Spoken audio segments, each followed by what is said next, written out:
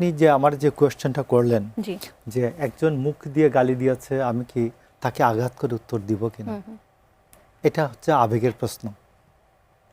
আবেগের প্রশ্ন,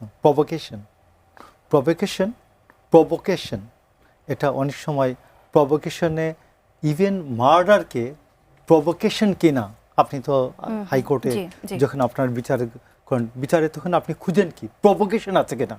মার্ডারটা হয়েছে, এটা তো সত্য, মার্ডারটা হয়েছে লোকটা, কিন্তু এখানে প্রভোকেশন আছে কিনা।